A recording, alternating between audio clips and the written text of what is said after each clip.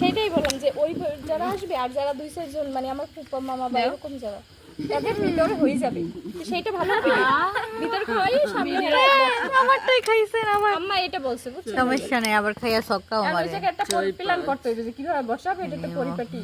রাতে মনে হয় এই পাঁচে খাইছি কাটটা আবার এটা হাই হাই কত বড় চিন্তা করছো তোমার আম্মুর কি অবস্থা